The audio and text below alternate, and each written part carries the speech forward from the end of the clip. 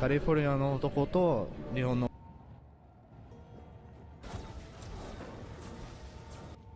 We haven't even started. Llegaron los nuevos McCrispy Strips, jugosos con un toque de pimienta y listos para dipping en mayo ketchup, la salsa que quiera del papel de tu Big Mac y en la nueva Creamy Chili McCrispy Strip Dip.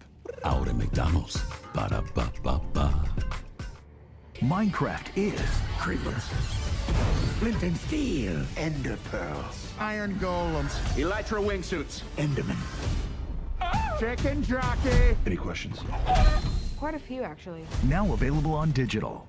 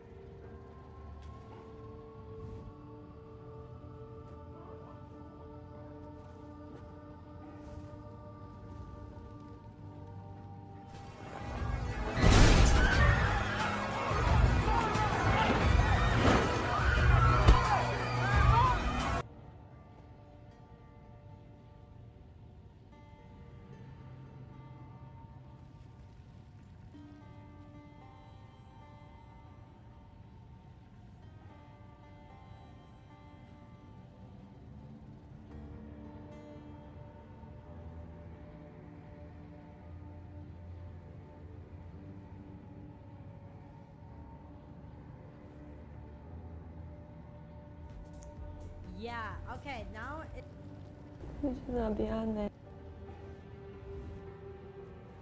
A video recently on social media has gone viral.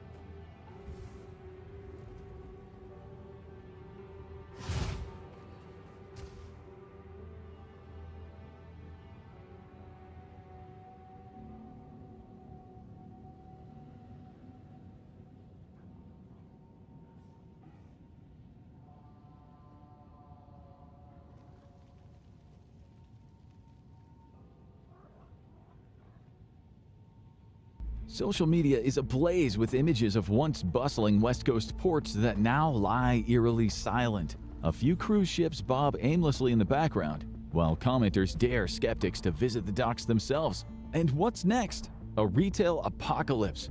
Store shelves picked clean, supply chains frozen, What's up, and everyone? society teetering on collapse. Is social media actually telling the truth for once? Are U.S. ports really sitting empty? And are we just weeks away from throwing hands in the supermarkets over the last roll of toilet paper? It turns out things might get ugly. This script was written prior to reversal of tariffs. However, given that reversal is temporary and relations are volatile, we think it's important our audience understands what the effects of tariffs could be if reversed and what their effects are in general. In simple terms, tariffs are taxes placed on imported goods, and they're a key tool in what's called protectionist policy. Countries often use them to shield domestic industries from global competitors that might be more efficient, more advanced, or simply cheaper. By making imported goods more expensive, tariffs encourage consumers to buy homegrown alternatives. This approach can be especially useful for developing nations that are trying to build up their own industrial sectors. On their own, these emerging industries often can't compete with established multinational firms, which benefit from better technology, economies of scale, and global supply chains. Tariffs aren't just about economics. They can also be powerful political tools. Governments use them to apply pressure on specific countries and influence international negotiations. Right now, the United States is using tariffs more aggressively than ever, applying them broadly across global markets in an effort to secure more favorable trade terms, even in cases where existing agreements already benefit the U.S. With a war in the immediate future, the White House is purposefully levying heavy tariffs on China. This is to encourage U.S. companies to move production and supply chains to other nations, ensuring American trade even in the face of war. The tariff itself is a fee imposed by the government on the import of any goods and services from target countries. This fee is paid by the importer, not the exporter, meaning that the company importing goods subject to tariffs has to pay the tariff fee. So when an American company imports glass bottles from China to use in its hot sauce, it's the American company, not the Chinese provider, who pays the tariff. The Chinese producer already got their money. These imported goods sit in warehouses until the importer either pays the tariff fee or can move them to what's known as a bonded warehouse, a warehouse where the trade authorities allow goods to be stored long-term without incurring custom duties. Importers will usually use bonded warehouses to weather out short-term economic disputes. When it comes to the tariff itself, importers have two decisions. They can either cover the full or partial cost of the tariff themselves, cutting into their profits, or pass it on to the consumer. Big importers can usually weather tariff storms by simply absorbing part or all of the cost themselves, keeping prices stable for their consumers. But America is made up of both big, medium, and small businesses, and this is what makes tariffs especially devastating for the U.S. economy. To explain why, let's look at the story of two different importers. The first is a hard-working upper-middle-class American entrepreneur. He's built a small business from the ground up, importing specialized equipment and rare ingredients to serve a niche market. His margins are thin and every dollar counts. The second is a massive corporate retailer with thousands of stores and operations around the globe. When tariffs hit, this corporation can absorb the costs, using profits from overseas branches to shield its U.S. consumers from price hikes. Business continues as usual. Meanwhile, the small importer has no buffer and loses his business. But things couldn't get that bad, could they? Yes, they could. And even worse. Politicians love to spit out lines like, "Small businesses are the cornerstone of the American economy." But they aren't lying. Small businesses employ just under half of the entire American workforce, or 61.6 million people, and they make up 43.5% of the nation's GDP. There's 33.2 million small businesses in the United States, making up a whopping 99.9% of all businesses. In January 2024, 25 to 35% of a small business's cost was inventory. 1 year later, this cost is set to explode. But how is all this going to affect global shipping and the overall American economy? First, it's important to note that despite what's being spread online, American ports are not empty. A lot of this panic stems from a sudden wave of amateur commentators discovering public vessel tracking apps. When you pair that with selectively framed photos and viral memes, it's easy for misinformation to take hold. That said, the situation is serious, and it's not just hype. While ports aren't sitting idle, the problems building behind the scenes could lead to real long-term disruption. Not all tariffs are created equal. Different countries got hit with different rates, but one stands out above the rest: China, which was slammed with a staggering 145% tariff. And that is not just a headline, it's a global shockwave. The US leans heavily on China for imports, so targeting it with such an extreme tariff isn't just reshuffling shipping routes, it is upending the entire trade ecosystem. The US-China trade war began back in 2018. This was prompted by a variety of factors, including the claims of unfair trade practices. What was a fact, though, was that China engages heavily in the theft of intellectual property, and this was another key driver for the start of the trade war. China has long engaged in industrial espionage in order to bolster its own growing industry and shortcut through the various hurdles its developing industrial sector faced. In 2012, Huawei engaged in a campaign to steal a T-Mobile robot known as Tappy. The robot is specially designed to test handheld devices like smartphones, and it is so secretive that T-Mobile doesn't allow photography of it.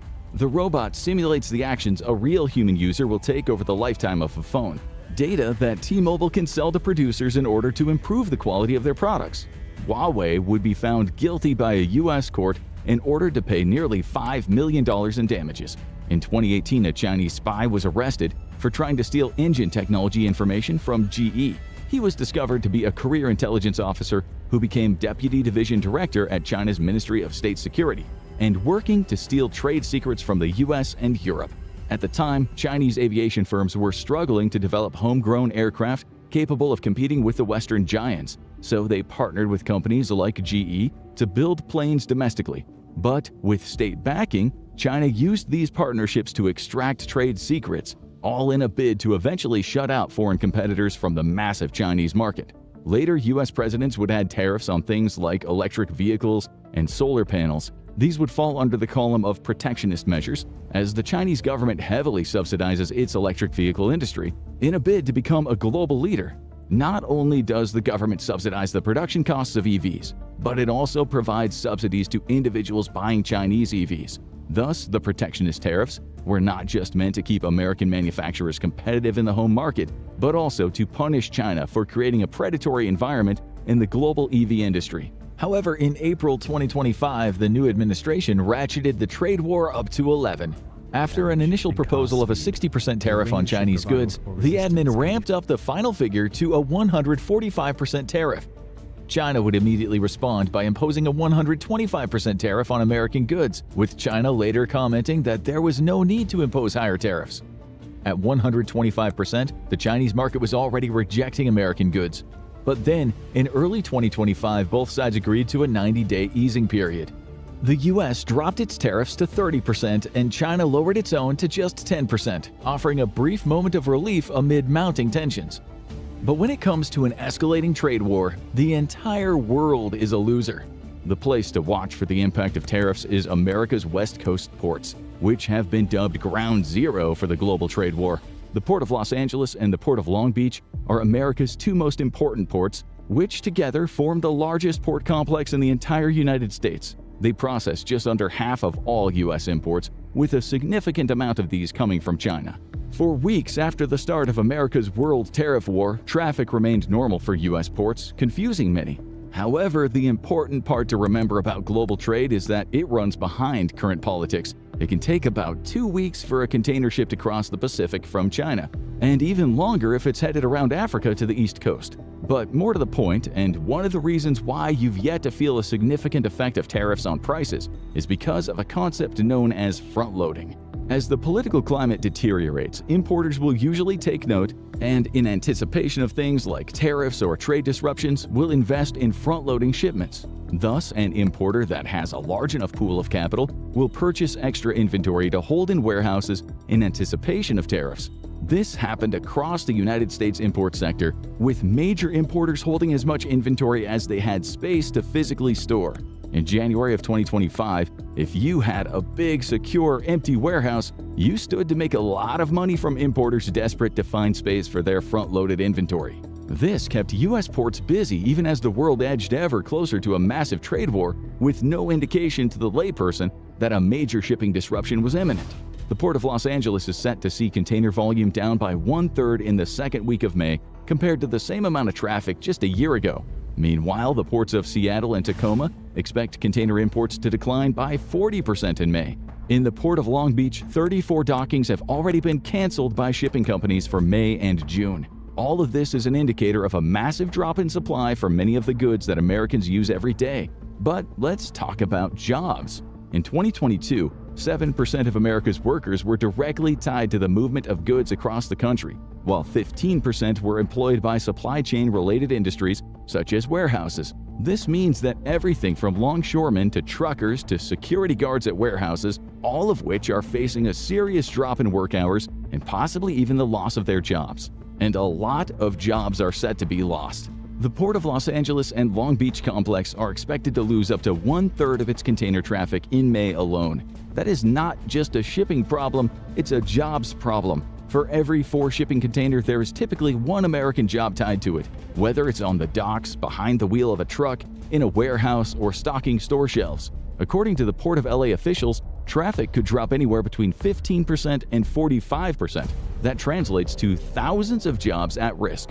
Workers have already been told that overtime is off the table and reduced hours are now the norm, part of a last-ditch effort to avoid mass layoffs. But even if jobs are spared, paychecks are getting lighter. American importers have already announced a complete freeze in hiring and, just as importantly, capital investments.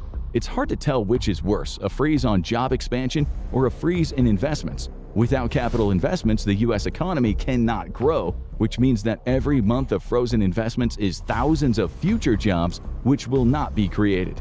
Russia is learning firsthand what happens when the investment tap runs dry. Following the mass pullout of Western businesses and the ongoing sanctions, the country is facing a capital collapse that shows no signs of reversing.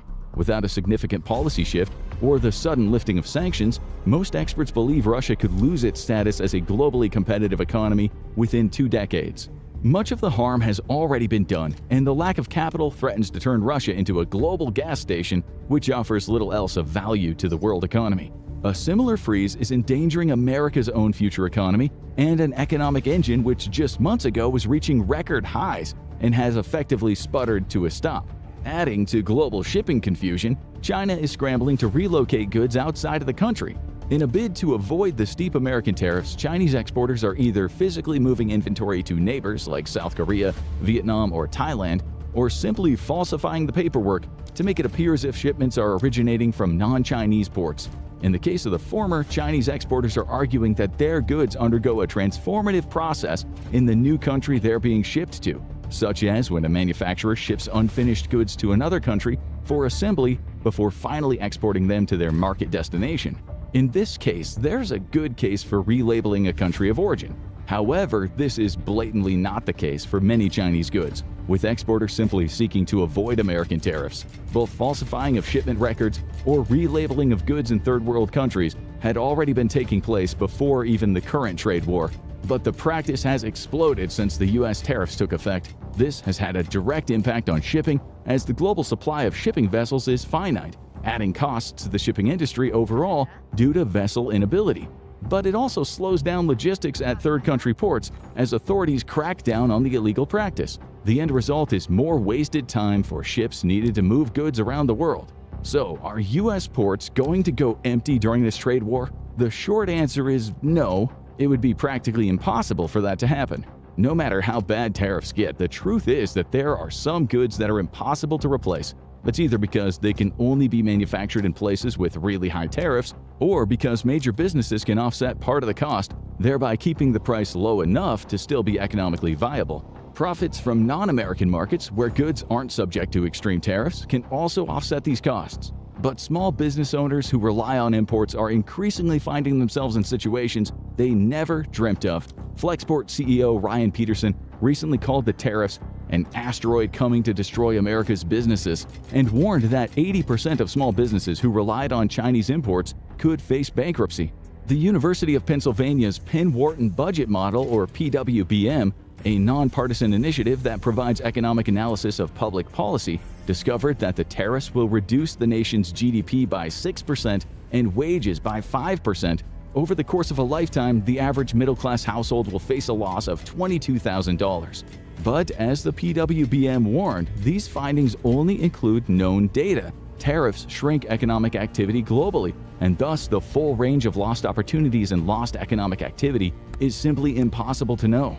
Do you think the tariffs are helping or hurting the U.S. economy? What do you think the long-term impact will be on global trade? Drop your thoughts in the comments below.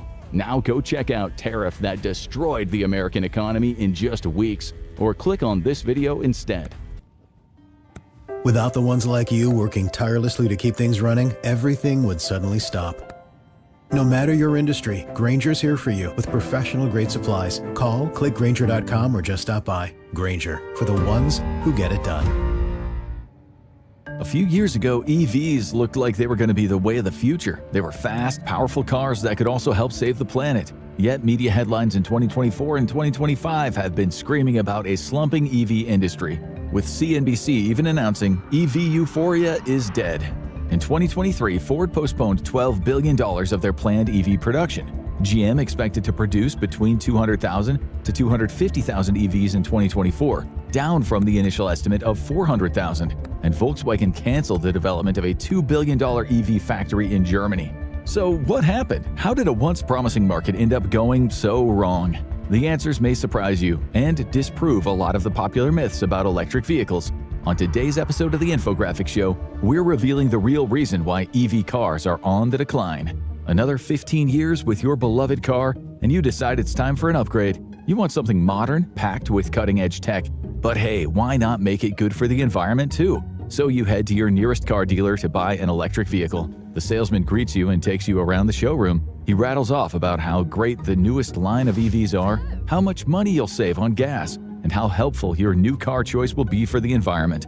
You smile and you nod along as you take a closer look at the price, and it starts at $45,000. For a car? Your stomach drops. You start doing the mental math. Maybe it's time to check how much kidneys go for on the dark web. You quickly interrupt the salesman and you explain that actually you're after a more budget-friendly car. The salesman pauses and explains this is their most budget-friendly car. Shocked, you start looking around the showroom at other options. You spot another model with a base price of $80,000? Maybe a truck instead? But the truck starts at $80,000 as well. Next to it's an SUV with a starting price of $85,000. And that's without any bells and whistles that you'd like to add on. How are you supposed to afford any of this? Well, that's the first problem with the EV market today. The first electric vehicles that were introduced were targeted to luxury consumers, as most new car tech is.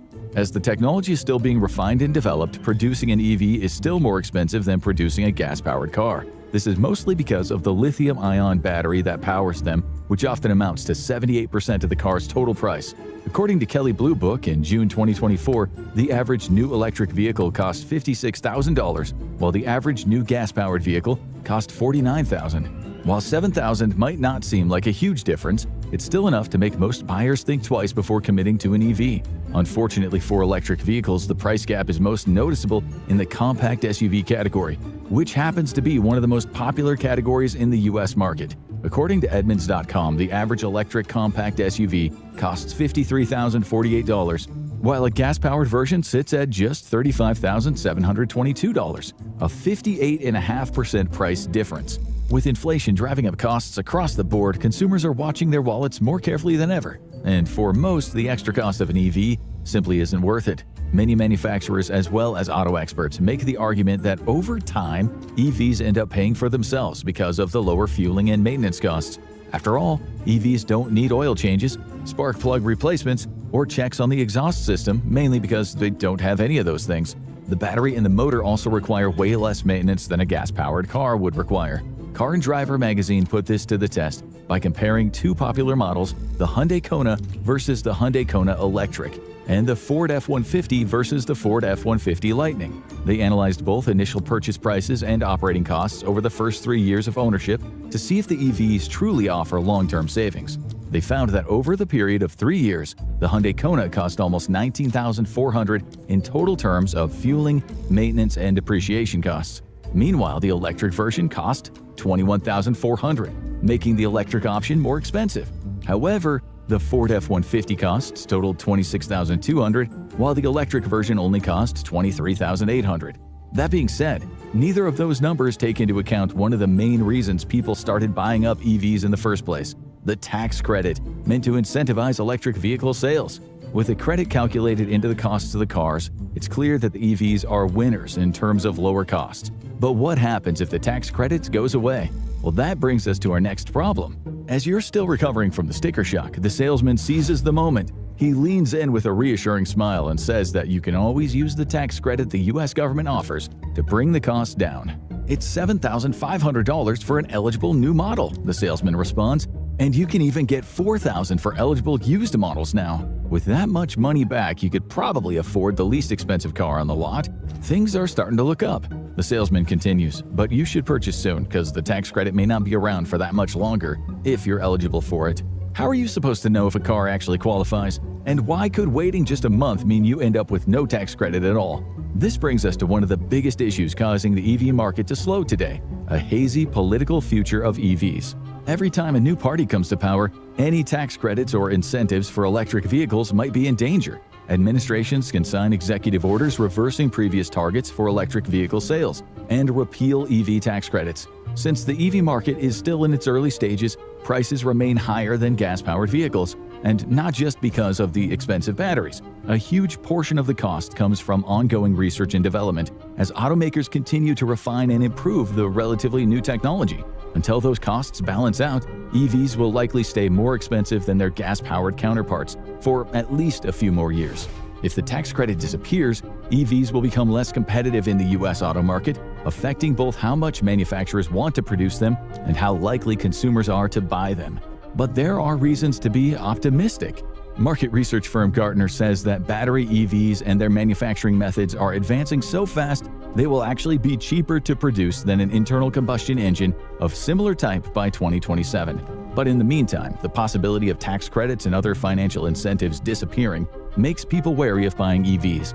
And that's not just a US-only phenomenon. Europe and Australia have also been pulling back on incentives as well. Australian states like Victoria, New South Wales, and South Australia ended their $3,000 rebates in 2023 and 2024. In perhaps not a coincidence, in April 2024, electric vehicle sales dropped for the first time in 2 years. But you also have to qualify for the tax credits in the first place. In the US, the manufacturer's suggested retail price, MSRP, of the EV you're buying has to be under certain limits: $80,000 for SUVs and larger vehicles, $55,000 for sedans. It also has to be assembled in North America with a battery that is at least 50% assembled in North America. The consumers will also have to meet certain income requirements, less than $300,000 in adjusted gross income per household. All of this isn't common knowledge yet, since EVs are new, and the instability of potential credits makes consumers hesitant to invest in one. Not to mention where a consumer lives can also make a big difference for two reasons.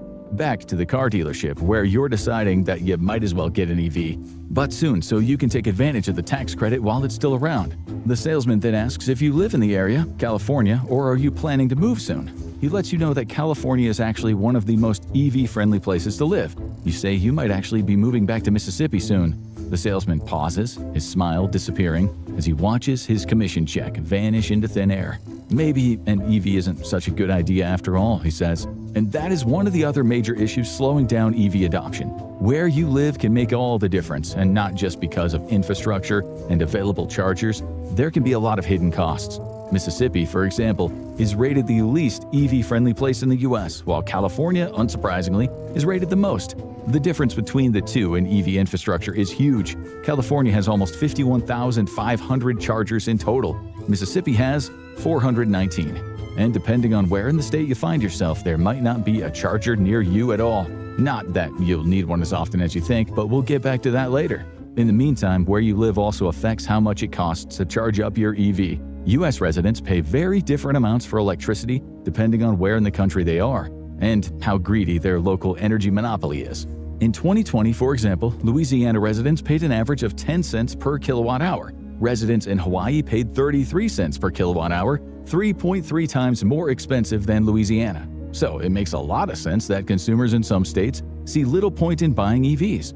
As you're trying to decide whether the new car is really worth the price, you spot a Toyota dealership across the street. Maybe you should compare prices with the mostly gas-powered vehicles there instead. So when the salesman gets called into his office by a coworker, you sneak out to see what's happening over at Toyota. The prices do seem more reasonable here, but you look around and notice something else. There is not a lot of people in the showroom. In fact, it's mostly just salesmen standing around looking bored. That's exactly like the scene you left behind in the EV dealership across the street. Perhaps it's not just EV cars on the decline. Why does it seem like no one is buying cars in general? In two words, interest rates.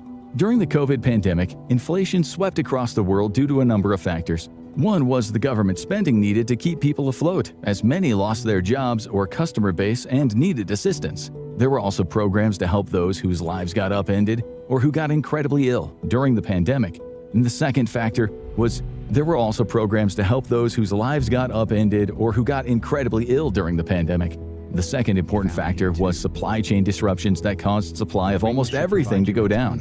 Higher demand due to extra money in the economy, coupled with lower supply, led to inflation. Traditionally, to combat inflation, central banks increase interest rates to make borrowing and therefore some purchasing harder. Inflation is the result of an overheated economy. Slowing down economic activity a little is usually what gets it under control. Unfortunately, higher interest rates hit some businesses, like the auto industry, really hard. Most people buy cars with installments paid over several months. Higher interest rates meant that car consumers need to pay more for each installment. So they couldn't afford as expensive a car as they would have liked to have been able to before interest rates rose.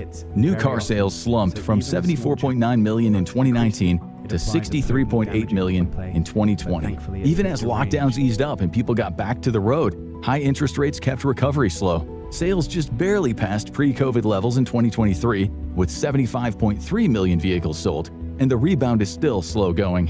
While all car manufacturers are affected by the new rates, EV makers were the most affected, thanks to their already higher prices.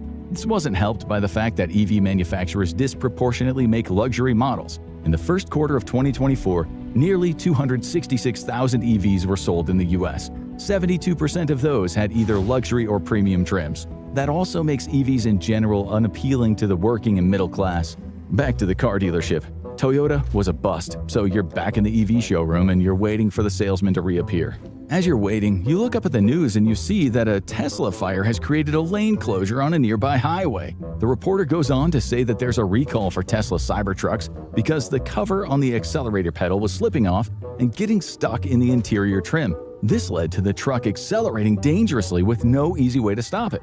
Something it seems Tesla should have looked into before selling their cars. Now you are really rethinking buying an EV. Tesla is by far the most recognizable EV brand, one of the first companies to make electric cars in the first place. If they're having problems, maybe EV companies in general aren't doing so well. Besides, you've got a long commute, which means your car needs to have a long range. And isn't that always a problem with electric vehicles? Not to mention, the whole catching fire thing is slightly concerning. You know what? You just realize this is way too much trouble and you just don't care to deal with it. You walk out of the showroom and decide to stick with your old car for another year. The misinformation about electric vehicles, coupled with some misinformation when they were first introduced, has made them unappealing for a lot of consumers. And their politicization has now made them even more unappealing. Yes, in our current times, even whether or not you buy an electric vehicle has become a politicized decision, but we'll get to that soon. First up, the repeated misinformation. Former Top Gear host Jeremy Clarkson once wrote an article titled, "Electric Vehicles Can Explode. Petrol ones only do it in movies." He listed a lot of the issues he believed EVs have. Number one being that they are dangerous. Reports of Teslas catching fire on highways across the US have also supported the idea that electric vehicles are not safe to drive, turning potential buyers off. But is that really the case? Norway, a big adopter of EVs, 26% of the country's cars are now fully electric, released data on engine fires. It showed gas-powered vehicles in the country caught fire 5 or 6 times more frequently than EVs. The National Transportation Safety Board in the US backs up this finding with even more data. It found that for every 100,000 EVs sold, 25 were involved in fires. For every 100,000 gas-powered vehicles sold, over 1,500 caught on fire. Hybrid cars fared the worst, with almost 3,500 catching on fire out of every 100,000. Now, we can all agree that a car catching on fire while you're in it is generally a bad thing. But it seems like your old Toyota Corolla is much more likely to flambe you than a new Tesla. But as electric vehicles dominate the headlines and the nation's attention, media outlets are much more likely to report on EV fires rather than regular old gas-powered car fires. Also, because one brand in particular, Tesla, is in the news a lot now. Which brings us back to the politicization of EVs and how that affects car sales. Green energy has become a highly politicized issue, creating a clear divide. Liberal parties generally tend to support it, whereas conservative parties are more cautious or outright oppose it, favoring traditional fossil fuels instead. One poll in 2024 found that when asked about electric car brands, GOP voters gave them a net 40% unfavorable rating. Democrats gave them a net 15% favorable rating, a 55-point difference, which is absolutely huge. Similarly, in 2024, Pew Research Center found that 70% of Republicans were not likely to consider purchasing an EV as their next car, while 56% of Democrats were considering it. With Elon Musk's foray into politics, Tesla is facing a backlash from many Democrats and international buyers. And since, as of January 2025 at least, Tesla had a 44% market share for U.S. electric vehicles, and this slump in Tesla sales is significant for the market as a whole. Tesla sales have declined a whopping 76% in Germany compared to that same time last year. According to EV outlet Electric, in Europe as a whole, deliveries dropped by 70% in early 2025 compared to the beginning of 2024. Meanwhile, the European Automobile Manufacturers Association, ACEA, reported that Tesla vehicle registrations in the EU fell by 45% from January 2024 to January 2025. The extreme divide in politicization over EVs, particularly the Tesla brand, has made a lot of people more reluctant to consider buying one. That's amplified by anxieties and misconceptions people have about EVs, as people tend to have with any new technology that makes them less likely to buy one. For example, Recurrent Auto surveyed more than 250 people and found that 76% of potential EV owners worry about the range of their car. Meanwhile, 59% of actual EV drivers don't have any worries about it at all. In fact, 78% of EV drivers said that their initial range anxiety faded over time as they gained experience and realized it wasn't really an issue. So why do anxieties and misconceptions about the range of EV cars persist? Possibly because when the very first models were introduced to markets, they did have a very limited range. According to International Energy Agency reports, The average range of electric vehicles in 2010 was just under 80 miles. In 2021, the average range had gone up to 220. It almost tripled in just over a decade. Today, models like the Tesla S have a range of 320 miles, while the EV Chevy Silverado reaches up to 400 miles, rattling most gas-powered vehicles. Considering the average American drives only 37 miles a day, modern EV models are more than capable of handling daily commutes and even road trips. After all, 320 miles covers the entire width of Nevada. But first impressions stick, and for many potential buyers, EVs still have a reputation problem. Until more people experience driving EVs firsthand and they realize that the fears don't match reality, consumer hesitation will continue, slowing EV growth. Many of the early adopters who were eager to switch have already bought one, leaving a market that is harder to convince. Which brings us to one more optimistic point. Are EV cars actually on the decline, as many media headlines have claimed? Or is there something else going on? Though CNN may publish articles with titles like "How EVs Became Such a Massive Disappointment" and "Barron Predicts EV Sales Will Tumble in 2025," a closer look at the data makes it obvious that's not exactly what's happening. The growth of EV sales has slowed, but in most parts of the world it's still on the rise. The actual problem is that many car companies expected EV sales to skyrocket exponentially in the next few years. They now find themselves with way more EVs on their hands than they can sell. Basically, car companies just got too optimistic. Not to mention, the initial successes of EVs attracted a lot more competitors in the market. This means individual companies are now experiencing downward price and demand pressures because of much more competition. Car companies are sitting around with larger EV inventories than ever. Cox Automotive said that at the end of 2023, the total number of unsold new EVs in the US reached 2.6 million units, up 57% from the end of 2022. But those same companies are also selling record-breaking amounts of them. According to Kelley Blue Book, in the second quarter of 2024, EV sales in the US grew by 11.3%, with over 330,000 units sold, compared to the year before. Bloomberg NEF estimated that EV sales in 2024 would total 16.7 million units, up from 13.9 million the previous year. And it turns out they actually underestimated how well EVs ended up doing, as 17.1 million units were sold that year. Even in the handful of countries where sales actually declined, the numbers are somewhat distorted. For example, Germany saw a 69% sudden drop in EV sales in August of 2024, causing some market observers to panic. But those who took a closer look pointed out that the EV sales had actually been really uncharacteristically high in August the year before, because one of the major EV subsidies in Germany was about to be cut. So anyone who was planning to buy an EV in the next few months bought one in August, making sales figures the next year seem lower in comparison than they actually were. However, the fact still remains that the rate of growth of EV sales is slowing.